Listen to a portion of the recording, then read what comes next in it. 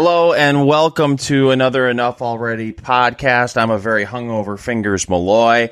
Tracy L. Connors is here as well. We have a lot to talk about this week, Tracy. I think we really should begin with creepy Uncle Joe.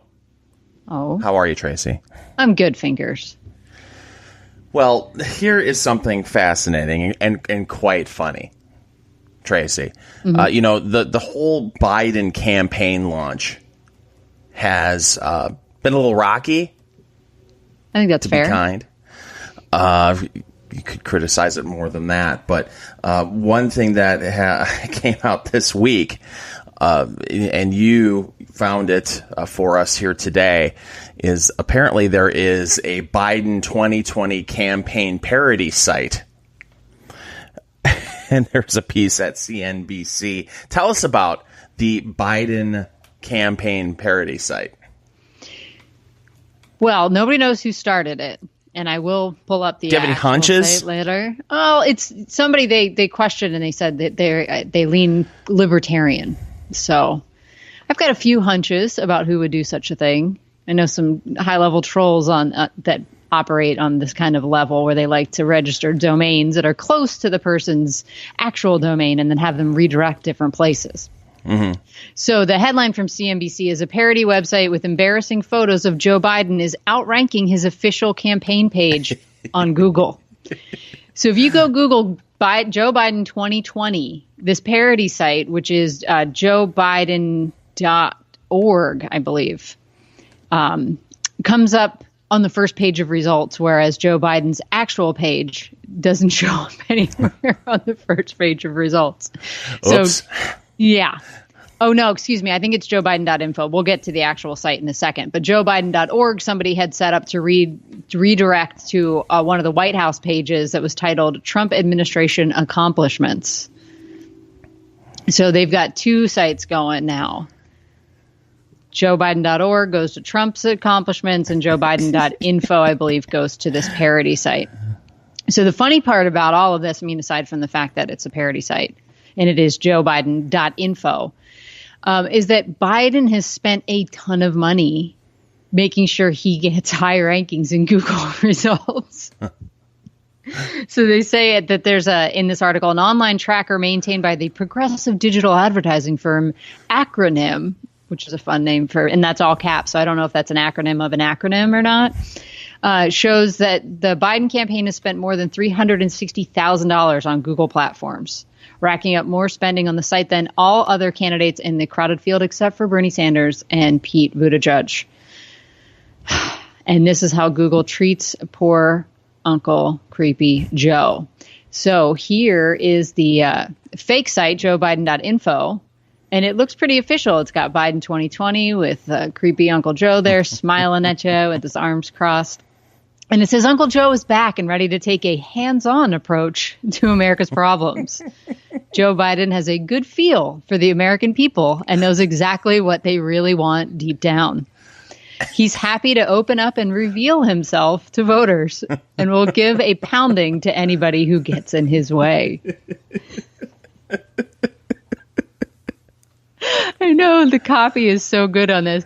And then it's got all these different videos of Joe behaving inappropriately with children and the famous photo of him with the biker babe.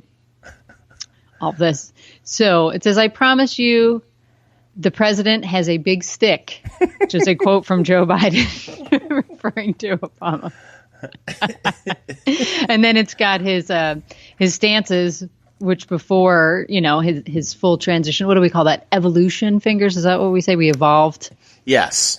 So here's his stance against gay marriage, for mass incarceration, against abortion rights, against school busing, for the Iraq war, for the death penalty, and harsh drug sentences. And then it's got some more of his choice quotes and a whole bunch of funny things. Oh, that's fun. I didn't know they had done this. The Daily Show did a thing called The Audacity of Grope.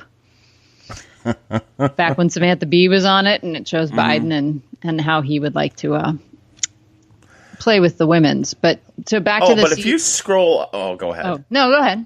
I was going to say, if you scroll back up on that site to the photos and the video, they're all creepy, but that one in particular on the far upper left-hand corner where that girl has to be, what, 8 or 9 years old? No, I think she was 12 You think 13. she's older?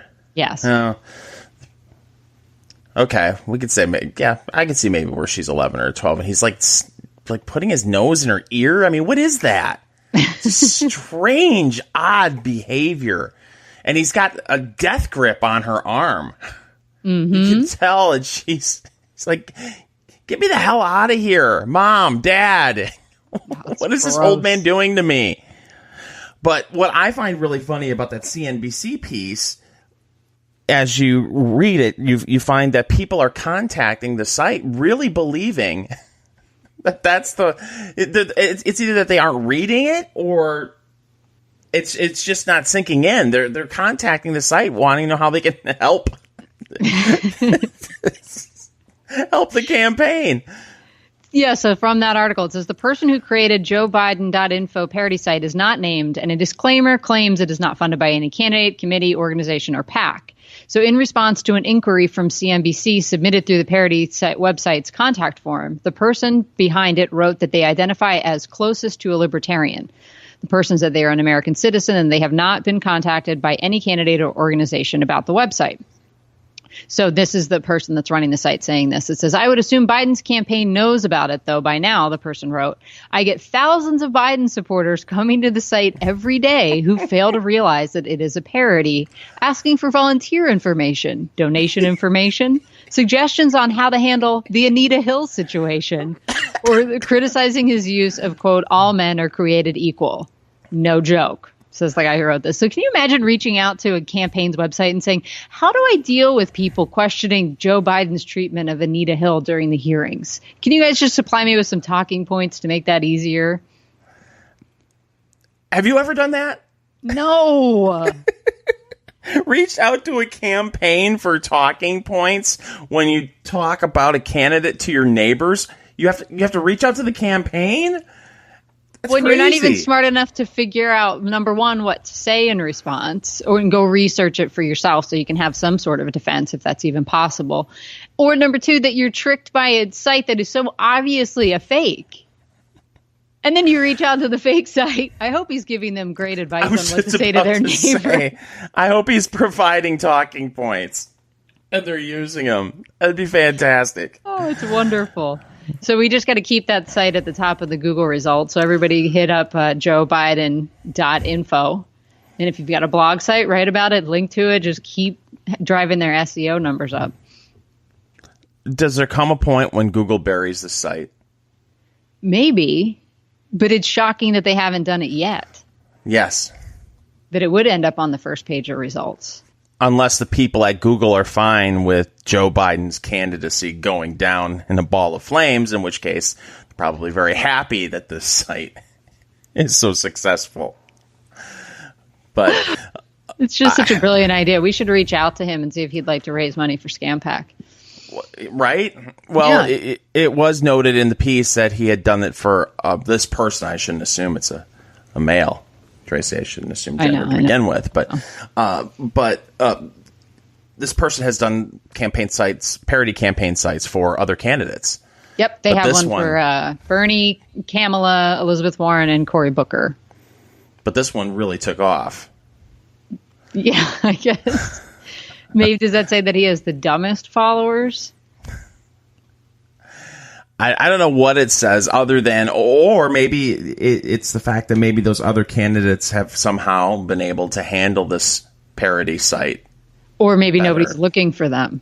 Right. That could be too. Bernie Sanders, I'm sure his site has been well established at this point, so people know where to go for Bernie information. Kamala Harris, who knows? I'm guessing, like you said, maybe people outside of California, they're not interested in her. So, no, but this is hilarious. And what also is hilarious, Tracy, is we have another Democrat set to announce. Yes. Which will make it 84 people on the Democratic side are now running for president. But the fine mayor of New York, Mayor DeBlasio, is finally has finally decided that he will announce that he is running next week. That's what sources say, Fingers. And he has maintained all along that the only way that he would ever announce that he was running is if he believed that he could win.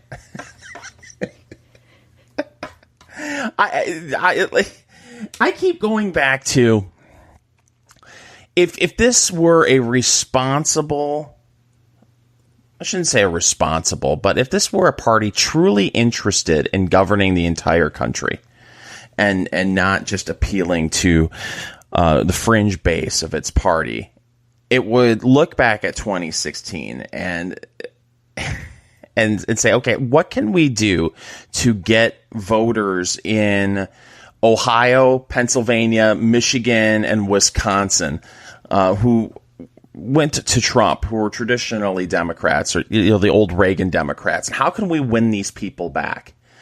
But that's not what's happening here. Nope. We're seeing lunatic after lunatic raise their hand and say, I'm in, I want to run, and I'm running on a lunatic platform. And if they think that this type of candidate and this type of message is going to win over the hearts and minds of Trump voters in Ohio, Michigan, Pennsylvania, and Wisconsin, they're truly delusional. Yeah, I couldn't agree with you more. And I keep hearing about all these polls. Trump is doing really poorly in the polls. His disapproval rating is really high. And what I think is going on here under the surface, because I do think that he's pretty much guaranteed at this point, unless there's some huge unforeseen issue that arises, say we go into a recession or there's some kind of an attack or who knows what, that could throw this all off. But right now, if the election was tomorrow, he would win in a landslide. And what I think would drive that more than anything is that people have kind of lost the idea of what a president is. They now think of the president as basically the boss of America. Right. And do you typically like your boss? No. Of course not. Right. Everybody hates the boss. Well, most people hate the boss. I don't hate my boss. But so you might hate the boss, but say you're in a profit sharing situation, which is kind of how people view our economy. Right. So if you're doing really well, you're getting more money in your paycheck, just like if you were in a profit sharing corporation, you would. So despite all the stuff, hating him or not, if you're looking at your bank account and seeing that it's increasing, your home value is now increasing again. Other stuff's coming down. Gas is going up right now, but that could come down unless you let one of the crazy Democrats in that says we're going to shut down all offshore drilling, which Elizabeth Warren just proposed in the last couple of days. I can't see how people are really going to vote against the boss that they hate, even though everything is going really well. Well, I think all the speculation in May of 2019 is comical. Like you said, a lot of things can happen between now and Election Day.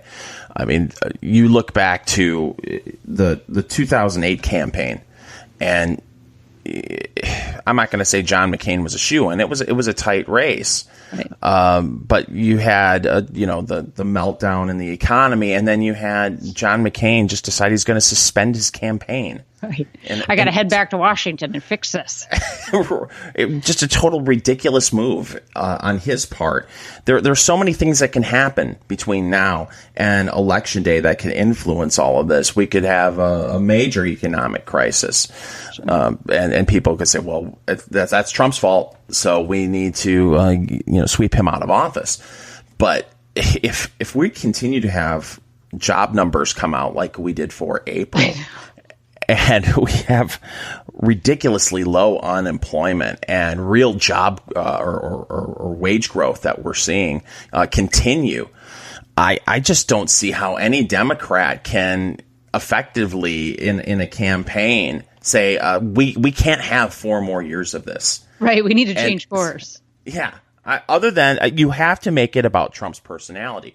And I will say that the thing that pisses me off about Trump is the lack of discipline when it comes to messaging coming out of the White House. Because when you have these kind of job numbers that come out and month after month of good news in the economy, I would rather have them focus on that and maybe there is more of an effort. We just don't see it because the mainstream media obviously doesn't want to report it. But he's so easily sidetracked by ridiculous cat fights on Twitter, and it just, that drives me nuts. But that's part of the reason why he became president of the United States. So I guess why should I criticize him for it? But I just wish there were, and I hope that in the 2020 campaign there will be a more disciplined message coming out of the White House, particularly if this good news continues to keep rolling in. Yeah.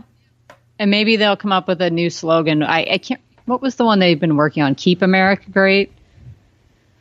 Yeah. Yeah. I don't know about that. I mean, it's like keep America winning, keep something. He's got to stress the winning thing.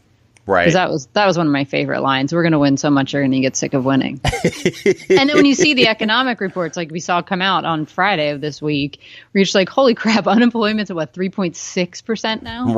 Right. Every demo is in like the best employment state that it's been since the 60s.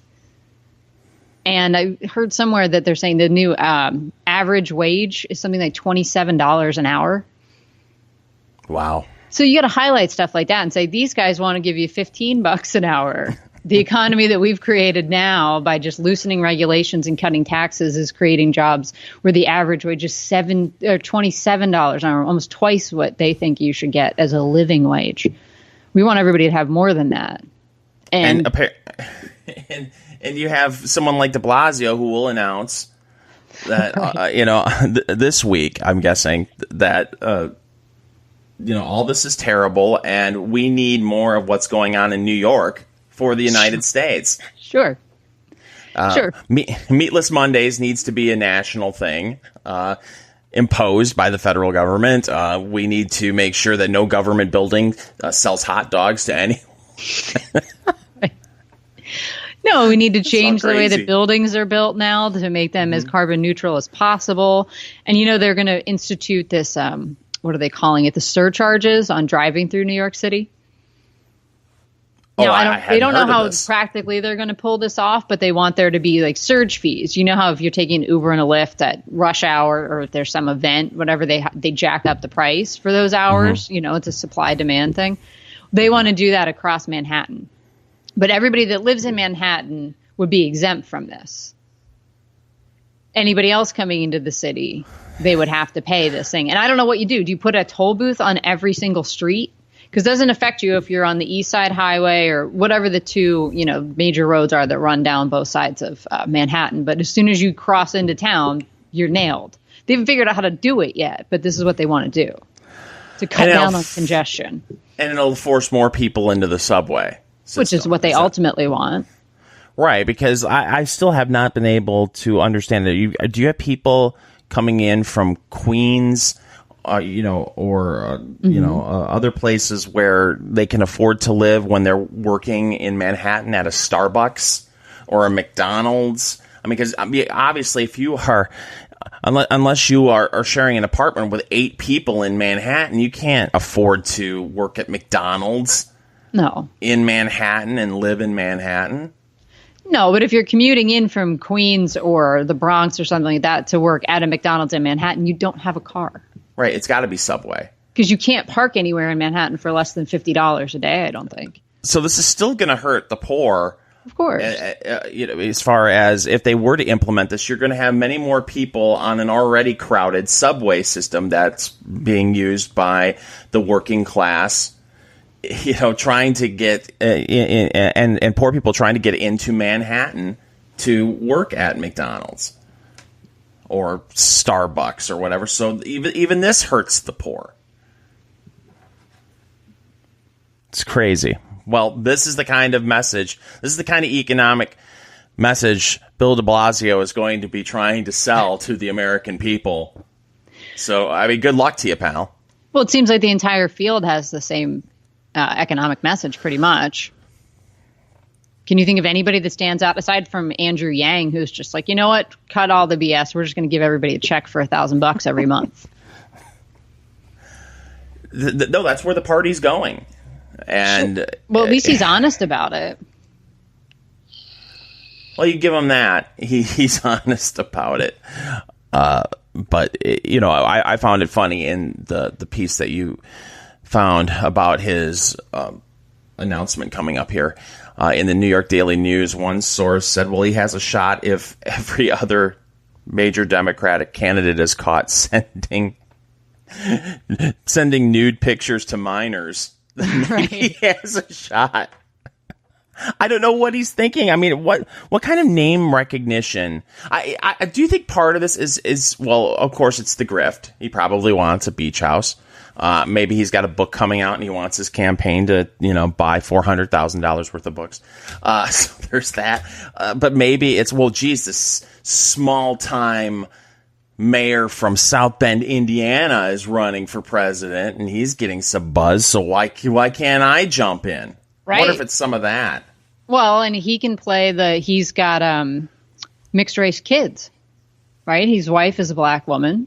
Mm-hmm. So this works to a certain extent. It blows Beto totally out of the water. He's just a boring, plain white guy married to a white lady, and they have a bunch of money.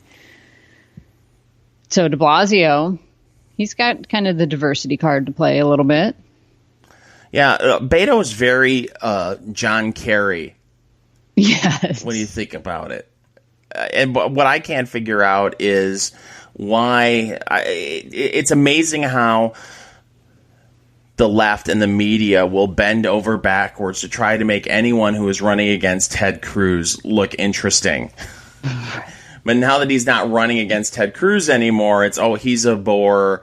This is all personality driven. And you look at him, you think, what personality is driving this? I don't see anything here. It's rather bland. And so he basically married a rich woman. Well, that's very John Kerry-esque, except he's 30 some odd years younger than John Kerry. But just as charismatic. Right, and he hasn't windsurfed, but we have seen him skateboard. Yeah, he's a skateboard, and we've seen him play bass on local cable access. Yeah. Cable access. Oh, this is going to be so fun to watch. And what's going to be fun to watch, too, is, you maybe before the debates start getting serious, we'll have some of these people drop out. They'll be encouraged to drop out. But if they don't, 21, 22 candidates, seriously, are considering or have made the decision that they're going to, run. And how are you going to have debates? And who are you going to say will not qualify to be on the main stage? And can you imagine all the bitching that's going to happen? It's going to be so fun to watch. Well, they do have rules set for this. Now, is it based on polling numbers alone, or is it based on donations? Is it based on donors? There's a couple criteria. Complicated formula that the DNC has come up with. Yes, of course. Here, I've got a story. Let me pull it up for everybody to see from PBS here. What do Democrat candidates need to make the first 2020 debates? So, saying Perez, who's the DNC chair, Tom Perez, announced its criteria for the first two debates. Perez said they want to run an open and transparent primary process. The new debate criteria will, quote, give all types of candidates the opportunity to reach the debate stage, he added, and give small donor dollars a bigger voice in the primary. So here are the DNC rules. Receiving at least 1% support in 3 DNC-approved polls. So you only need 1%. This is a high bar, figures. Those could be early state polls like Iowa, New Hampshire, South Carolina, or Nevada, or in national polls between the beginning of January 2019 and 2-week mark before the first debate. So a candidate could fall short, but then qualify for the second debate if they meet the polling threshold 2 weeks before the July debate. Or the other criteria is to receiving donations from at least 65,000 unique donors with a minimum of 200 donors in at least 20 different states. So that's it. Okay. This is going to be an absolute shit show. But it says the debates will include no more than 10 candidates chosen at random from the pool of those who qualify. Oh, I'm sure at random. Yeah, right. Should more than 20 total candidates qualify, preference will be given to those who meet both criteria for polling and donations. This is going to be such a disaster. It's going to be amazing. Oh, the amount of bitching that's going to go on. It's going to be so much fun to watch.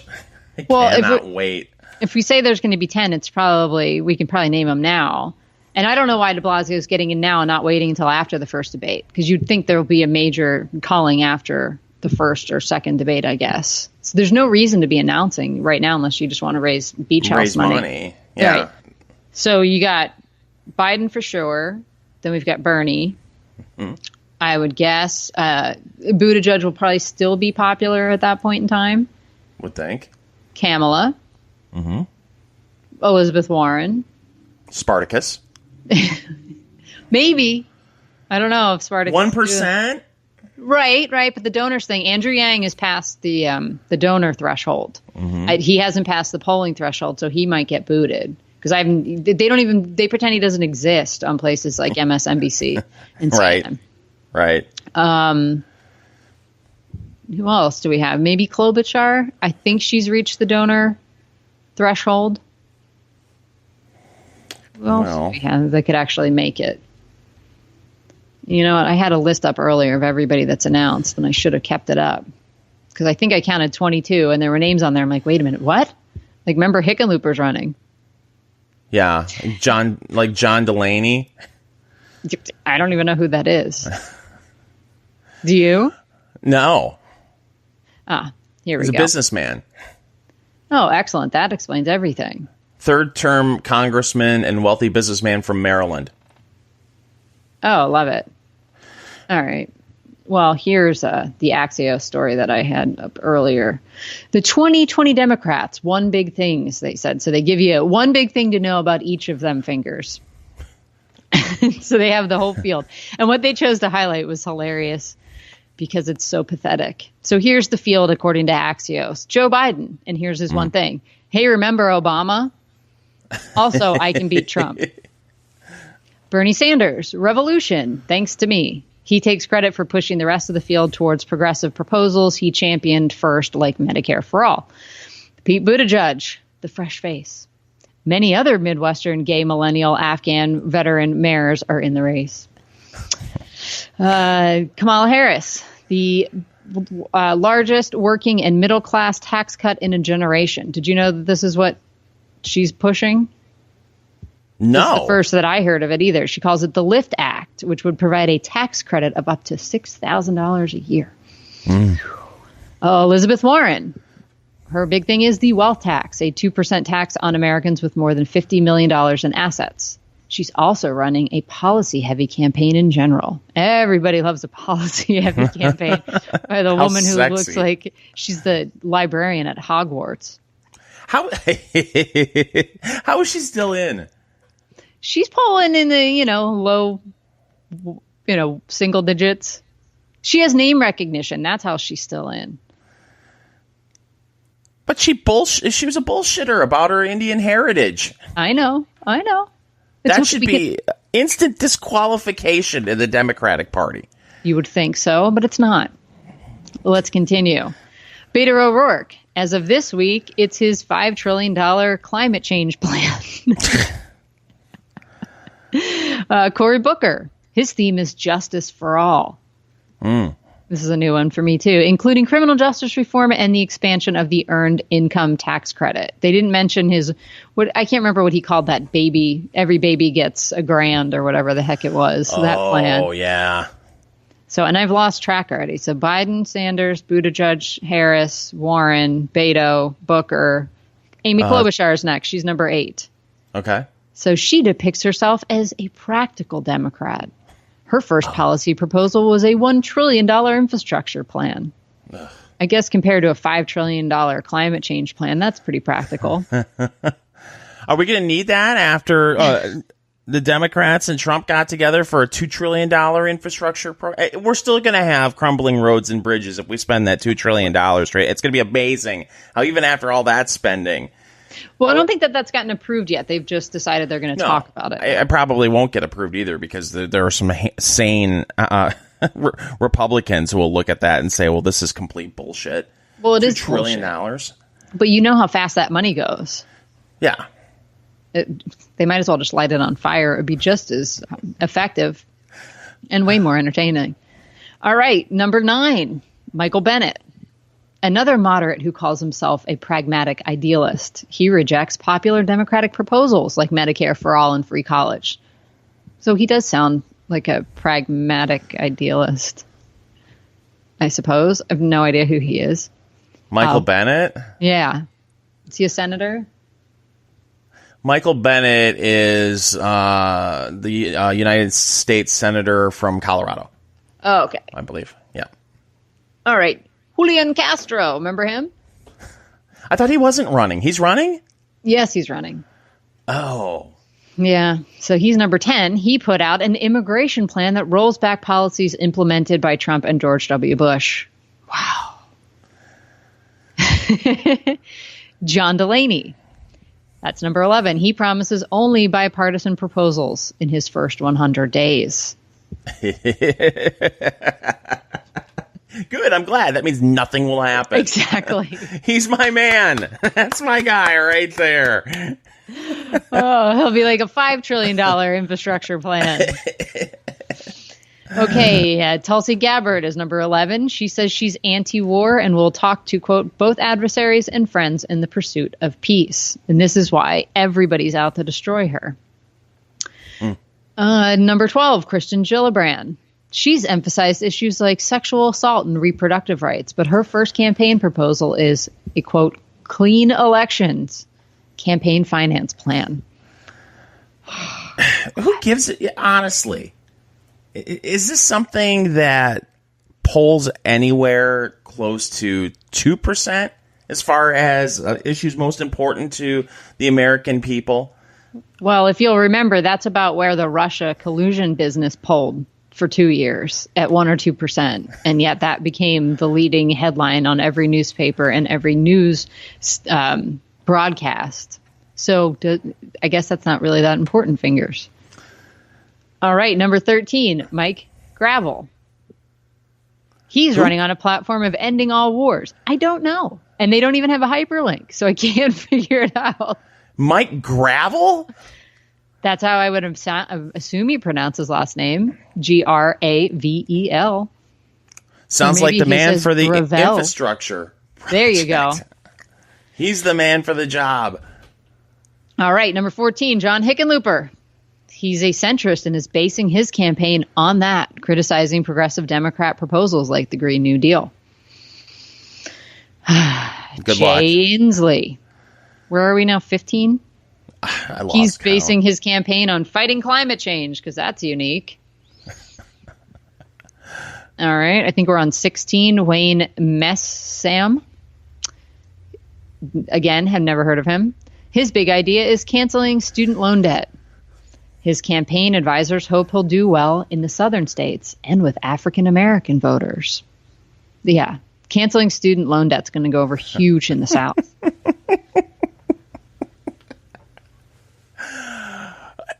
Do these people go out and actually talk to the electorate? I don't know. Well, can you imagine? Come out and see Wayne Messam. Excuse me? I'm sure everyone will be all. I'm sure everyone in Gen X and the baby boomers will be all in for paying for student debt. You know, for people that knew what they were getting into when they signed the paperwork, but now don't. Now they're realizing how much their student loan payments are going to be. That they think that it should be forgiven. We all paid our student loan debt, and now it's your turn. Sucks that it's more. But you knew what you were signing when you were getting into it. It does. I don't feel sorry for you. They no longer have the excuse of a crappy economy in which they can't find a job. Right. So, sorry, kids. All right, next up, number 91, Tim Ryan. He says he wants to, quote, rebuild the middle class. He's concerned about the decline of the industrial Midwest. So he's coming for you, fingers. Oh, I am. Well, He's from Ohio, right? Mm-hmm. So he has that going for him, which is nice. And we actually know who he is. He's a congressman. Yeah. But other than that. But look, I don't any of these people, I don't know how they're going. Times are so good when we're having a national conversation for a few days about convicted domestic terrorists being allowed to vote, that maybe some of these side issues will capture the imagination of the American electorate. But I just find it hard to believe that will happen if going along with such platforms as cleaning up the election process in our country. We also want to raise taxes. We want a Green New Deal. When you get into all the details that could derail a really hot economy, I don't know how Trump loses this election unless it's a total and complete self-destruction on his part. Which he's capable of doing. Yes. But he hasn't so far. Anyway, back to the list. Number 1,206, Eric Swalwell. He's running on gun control. And also that Trump is a Russian agent. Which he again repeated this morning on, I believe it was Face the Nation. Well, and again, when you read about Swalwell, they keep talking about his gun buyback proposal. Mm-hmm. And how can you buy something back that you never owned?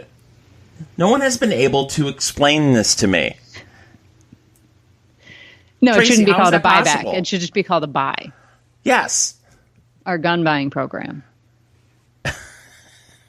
Well, and doesn't he look like the ugly kid brother of, what was that guy's name? The Cobra Khan from Karate Kid? The villain, the blonde guy. You've never seen the Karate Kid? Nah, I don't watch movies about things and stuff. What? Oh, no. Even as a kid, you didn't watch movies about things?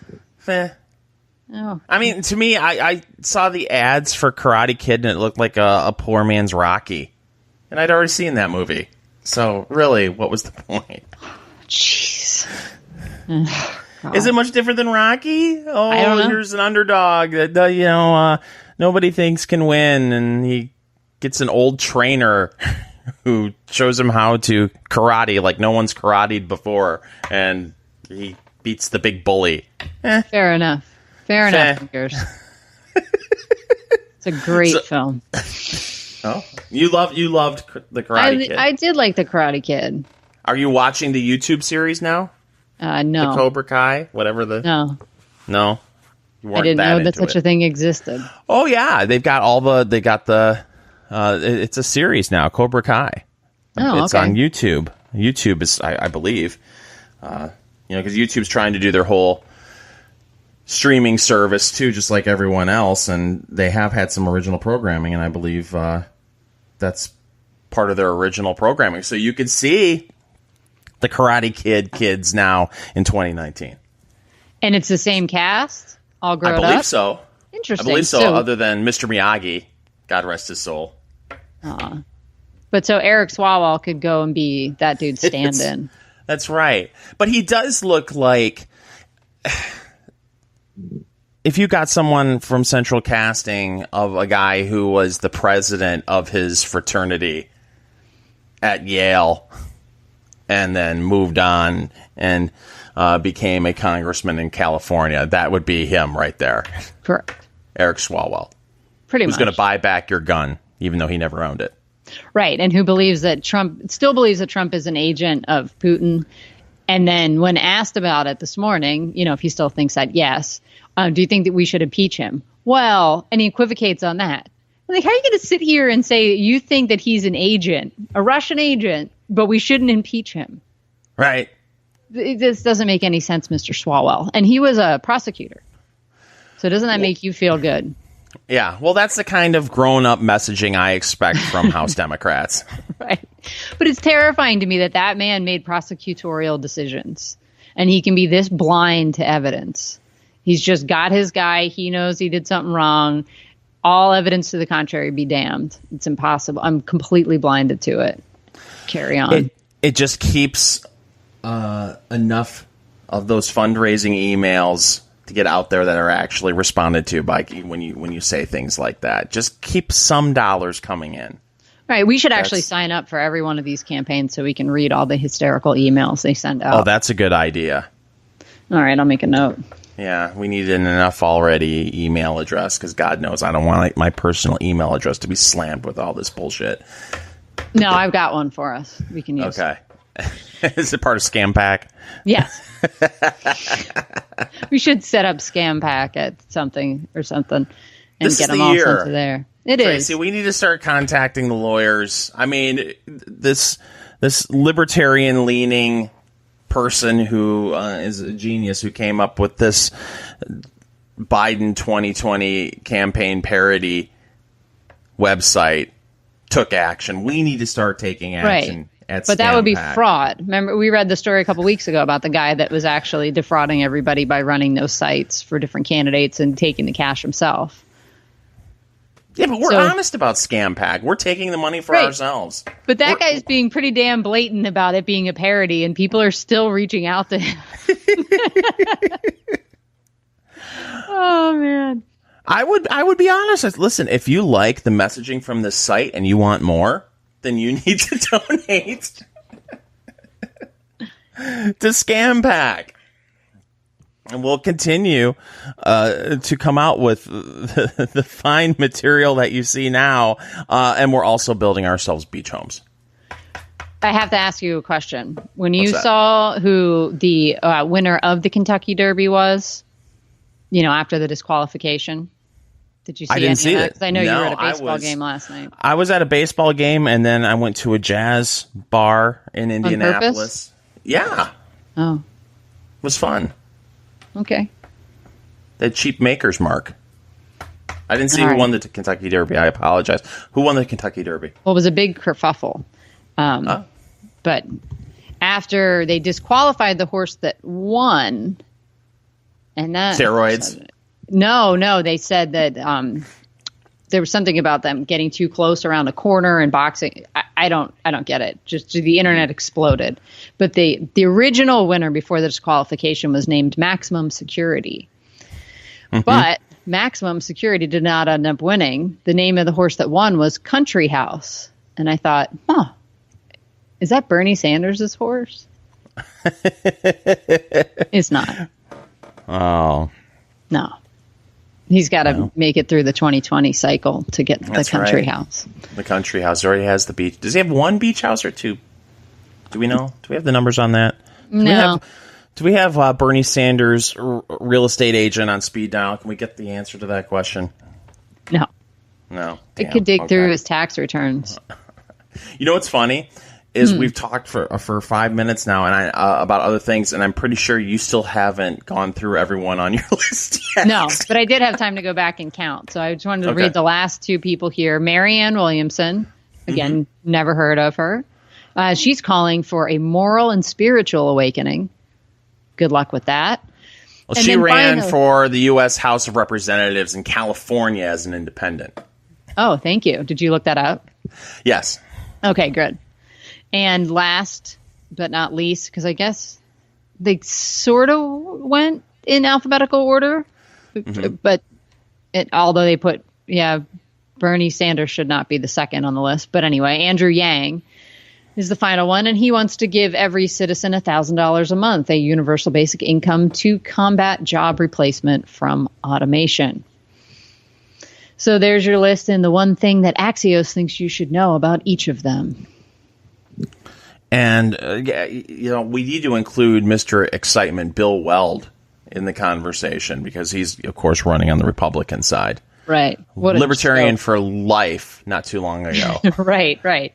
Well, and it's sad to see that Reason Magazine still kind of promotes him. Ugh. I mean, that's where I found out about it. I was just like, can't you guys just trash him at this point? He's so wishy-washy. I'm a libertarian for life until I can run against Trump in 2020 and raise some money. I guess. Some of these guys are just addicted to being involved in the process. I can't imagine. I mean, look, maybe I know there is an appetite for someone that these never Trumpers can gravitate to. Sure. Say, well, oh gosh, once again, I'm hanging on to my principles. Well, wouldn't that be Biden at this point? Well, I mean, there was that story a few weeks ago that said that John McCain's daughter was going to vote for Biden. Of course she is. Wasn't going to vote for Trump. Maybe that is the case. Maybe they will say, well, we're going to vote for Biden. But during the primary process, at least they can say, well, I supported Bill Weld because principles. Yeah, exactly. He's got them. Yeah, that Evan McMullin, that really worked out well for him, especially the people that work for him. A lot of vendors still haven't been paid, and he's still appearing, seemingly not with a guilty conscience at all, appearing on cable news, even though he screwed over a lot of people that believed in him and has not paid them, from what I've heard, allegedly.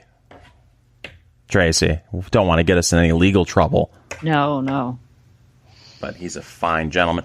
Well, all of these people who are running for president on the Democratic side, I'm sure, have seek counsel.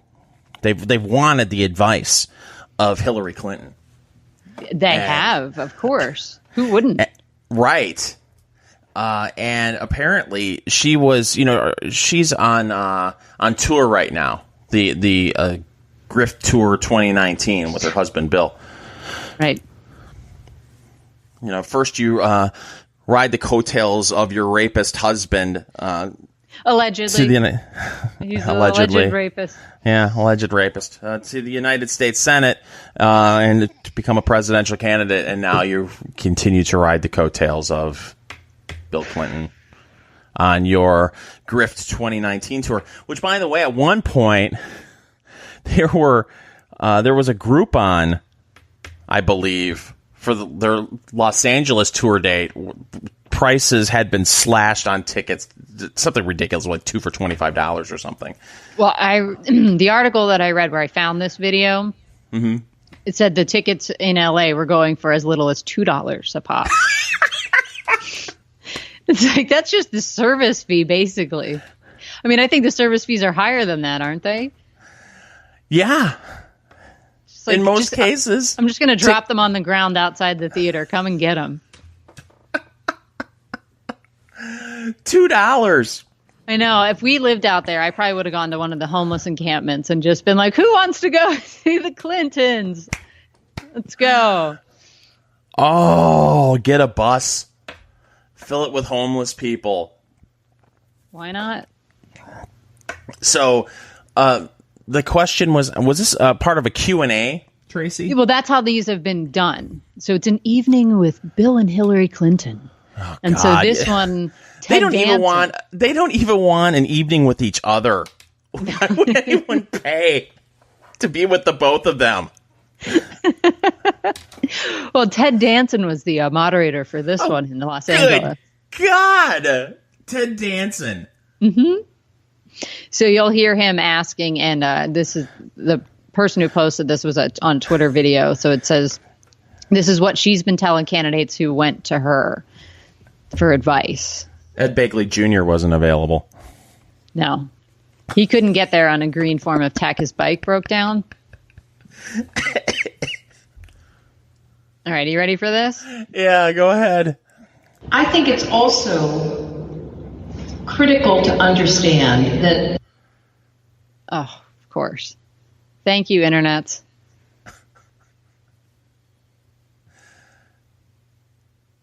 I have to say that's the best she's sounded in years. All right, I'm just going to reload the whole dang thing, and we're going to try this again. Okay. An evening with the Clintons. That, as I've been telling candidates who have come to see me, you can run the best campaign. You can even become the nominee. And you can have the election stolen from you. listen to all these mouth breathers applauding that. You can have the best campaign. That's how her campaign's remembered, right? Fingers was the best campaign anybody ever ran. She's right. It can be stolen from you. Just ask Bernie Sanders. Well, that's true. She did participate in the theft of a campaign. Or a nomination, I should say. Have you seen anyone in politics who is less self-aware than Hillary Clinton? Not in politics per se, but definitely in the pundit class. Yeah. I just don't know how many people, and I'm assuming that people who supported Bernie in 2016 probably wouldn't be showing up for an evening with the Clintons, even for $2 a ticket. But I don't know how anyone could be sitting in there in the crowd and not think you were part of stealing the nomination from Bernie Sanders. They might not know about that. It's entirely possible. I guess that's possible, and being Bernie is a revolutionary. Bent over and took it. And decided to let the Democrat Party be his home again for 2020, thinking that they won't pull the same stuff. Takes it from Hillary Clinton. Takes it from CNN. It says, "Thank you, sir. Thank you, ma'am. May I have another?" Takes it from people. Yep. Takes it from people who just want to storm the stage and take the mic from him at political rallies. Bernie Sanders is everyone's bitch. It's amazing. That's not fair. But he's a revolutionary. Of course he is. What kind of a revolutionary doesn't just go into an established party that's already screwed them over once? When he has the ability and the following to go for a third party run, not have to put up with this primary process and all that nonsense. Simply amazing. So there you have Hillary. And I don't know how much longer the grift tour lasts. They went into Canada for a while. Yes. I believe it started in Canada. Will they be taking the tour to Haiti? We have information on that. No? I do not believe so. What a country. Oh, it's amazing. Oh, God. I gotta feel like I gotta put this up on the screen for everybody to see. They have their own website, of course, for this whole grift. Oh, okay. Let me just get this here. Size correct. Now, is that the real website or is that a parody slate? It's really difficult to tell. An evening with President Bill Clinton and former Secretary of State Hillary Rodham Clinton. Join President Clinton and former Secretary of State Hillary Rodham as they participate in live events with audiences across North America. Do you think they're going to Mexico? So, let's see. They've been to New York, Detroit, Philadelphia, Connecticut, D.C., Boston, Vancouver, Seattle, Los Angeles, and the last one, it looks to be tonight in Las Vegas. Oh, you didn't know we got to go to Vegas. Of course. And all the moderators are TBA. Even though we know. Oh, it's a surprise. Oh, look at this. There we go. Ben Stiller moderated the one in Detroit. Oh. And they had the unparalleled genius Star Jones do their moderation in Wallingford, Connecticut. Well, what about Philly? You could have been there. Was Beyonce the moderator? No, it says somebody's name I can't pronounce. Namadi Ashamuga. Oh.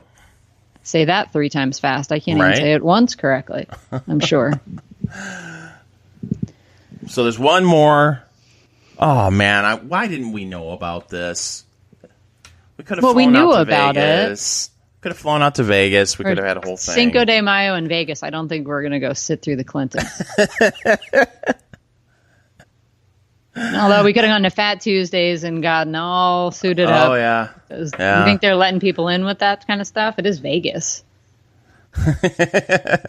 You're wrecking my buzz. Can you imagine the heckling? See a yard of pina coladas just come flying at their heads. Well, we're almost an hour in, Tracy. Oh, wow. It always flown. It cracks me up how, you do all this show prep. And I stopped bothering adding stories to the show prep because I'll open up our show prep and there'll already be 15 stories. And I know we never get through we never get through all of them. But here we are. We're almost an hour in. We probably should only tackle one more subject if we're going to. What do you want to discuss? Well, did you have a chance to look at the hilarious compilation of what the Russians have been accused of being responsible for their doomsday weapons? Well, they're enlisting whales. Yes. That came out this week. From what I understand. They have a whale of a navy that's doing some spying for the Russians. What else is going on? There were crickets? Yes. So this woman has become one of my favorite writers. In probably the past 6 months, I discovered her, and she's a lefty. I believe she's an Australian, but she's one of those intellectually honest types, and she's also very funny. So she writes on her own site, CaitlinJohnstone.com, I believe is her site, but she also puts a lot of stuff up on Medium, and this one got reprinted over on Zero Hedge, so that's where I had originally seen it. But the title is Whales, Crickets, and Other Fearsome Russian Doomsday Weapons. So she says headlines were blaring the word Russian again the other day because the mass media narrative managers found yet another reason for Westerners to feel terrified of the icy potato patch that we'd barely ever thought about prior to 2016. I'd like to talk about the Kremlin's latest horrific addition to its fearsome doomsday artillery and recap a few of the other incredibly frightening and terrifying tactics of those strange, Cyrillic scribbling demons of the East are employing to undermine truth, justice, and the American way. Just to make sure we're all good and scared, like we're supposed to be. So she says, gather your kids, clutch your pearls, and sign off on hundreds of billions of dollars of extra military spending, my patriotic brethren. Here are 5 super scary ways the Red Menace is trying to destroy you and everything you hold dear. So this was from this week. Whales, number 1. So this is the USA Today, at least how they headlined their tweet about the story. Is this beluga whale actually a Russian spy? And then the headline of the story was Spy Games. Russia could be using beluga whales for military purposes. So she says headlines and TV news segments from virtually all mainstream outlets were falling all over themselves the other day to report the fact that some Norwegians found a tame beluga whale with a harness on it. And, quote, experts attest that the animal may have been part of a covert espionage program for the Russian Navy. So she goes on to describe all of this nonsense and how this whale had, it was wearing a collar that said equipment of St. Petersburg. And the Guardian informed everyone that it was equipped to hold a camera or a weapon. So she goes on to point out, why is the Russian military writing equipment of St. Petersburg in English on the garments of its aquatic special ops forces, you might ask?